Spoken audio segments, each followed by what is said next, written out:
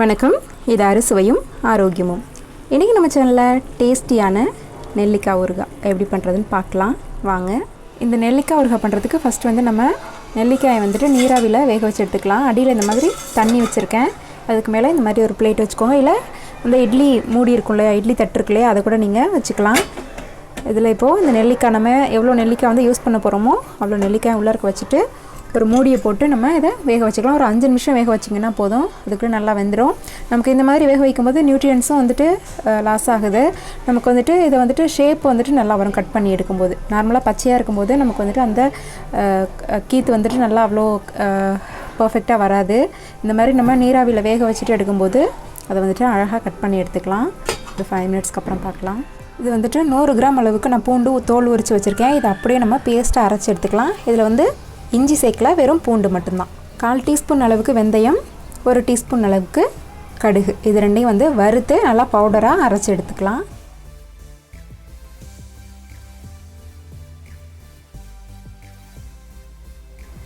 நெல்லிக்காயை வேக வச்சு இந்த மாதிரி கட் பண்ணி எடுத்துட்டேன்.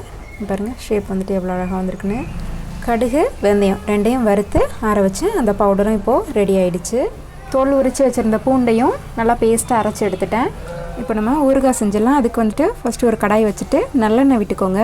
கொஞ்சம் தாராளமாகவே ஒரு 2 டேபிள் ஸ்பூன்லேருந்து 3 டேபிள் ஸ்பூன் அளவுக்கு எண்ணெய் விட்டுக்கோங்க. இது லேசாக சூடாகட்டும். எண்ணெய் காஞ்சதுக்கப்புறம் இதில் ஒரு 1/4 டீஸ்பூன் அளவுக்கு கடுகு சேர்த்துக்கலாம். இப்போ கடுகு நல்லா வெடிக்குது. இதை வெடித்ததுக்கப்புறம் நம்ம அரைச்சி வச்சுருந்தோம் இல்லையா இந்த பூண்டு பேஸ்ட்டு, இதை வந்துட்டு நம்ம இதில் கொஞ்சம் கொஞ்சமாக சேர்த்து அப்படியே கலந்து விடலாம்.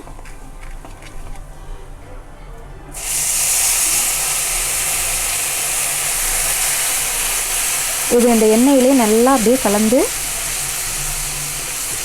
நல்லா செவந்து வர்ற வரைக்கும் நம்ம இதை வந்துட்டு நல்லா வதக்கணும்.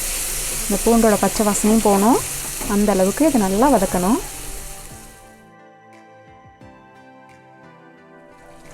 இந்த மாதிரி இதை நல்லா கலந்து விடுங்க. அடி பிடிச்சிடாமல் நல்லா இதை கிளறி விடுங்க. இந்த பூண்டுலேருந்து எண்ணெய் நல்லா பிரிஞ்சு வரணும். கலரும் ஓரளவுக்கு நல்லா ப்ரௌனாக வரணும்.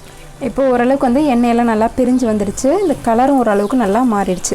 இப்போ நம்ம இதில் வந்துட்டு நம்ம எடுத்து வச்சுருக்க மசாலா தூள்லாம் சேர்த்துக்கலாம். இது வந்து காஷ்மீரி ரெட் சில்லி பவுடர் எடுத்திருக்கேன், 1 டேபிள் ஸ்பூன் அளவுக்கு. இது வந்து கலர் நல்லா கொடுக்கும் அதனால். அதே போல் 1 டீஸ்பூன் அளவுக்கு மஞ்சள் தூள். இப்போ இது நல்லா கலந்ததுக்கப்புறம் 2 கொத்து கருவேப்பிலை, 2 காஞ்ச மிளகாய் இதையும் சேர்த்து இதில் நல்லா கலந்துக்கலாம். கலந்துட்டு நம்ம எடுத்து வச்சுருக்கோம் இல்லையா அந்த நெல்லிக்காய், இதையும் வந்து இதில் சேர்த்துருங்க. சேர்த்துட்டு நல்லா கலந்து விடுங்க.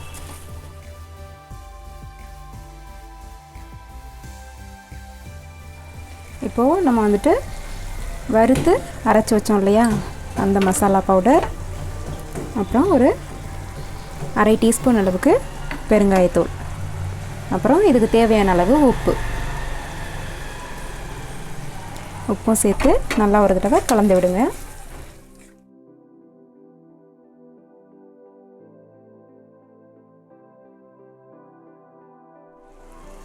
இப்போது ஃபைனலாக வந்து ஒரு நெல்லிக்காய் அளவுக்கு புளி எடுத்து அதோட தண்ணியை மட்டும் நல்லா கரைச்சி எடுத்து வச்சுருக்கேன்.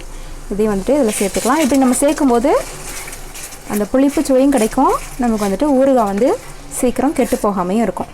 அது கூடவே வந்து ஒரு சின்ன துண்டு வந்து வெல்லத்தையும் சேர்த்துக்கலாம்.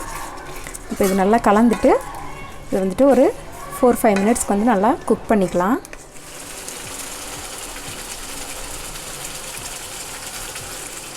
இப்போ வந்துட்டு ஆல்மோஸ்ட் வந்து இது ரெடி ஆகிடுச்சு. நல்லா குக்காகி வந்துடுச்சு.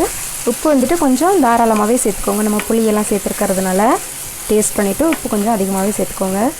அப்போ தான் நமக்கு சீக்கிரமாக கெட்டு போகாமல் இருக்கும். இப்போ நம்ம ஸ்டவ் ஆஃப் பண்ணிவிட்டு இதை அப்படியே ஆற வச்சிடலாம். அவ்வளோதான், டேஸ்டியான நெல்லிக்காய் ஊறுகாய் சூப்பராக ரெடி ஆகிடுச்சு. நீங்களும் இதை ட்ரை பண்ணி பாருங்கள். இந்த வீடியோ உங்களுக்கு பிடிச்சிருந்ததுன்னா மறக்காமல் எங்களோட சேனலை சப்ஸ்கிரைப் பண்ணுங்கள்.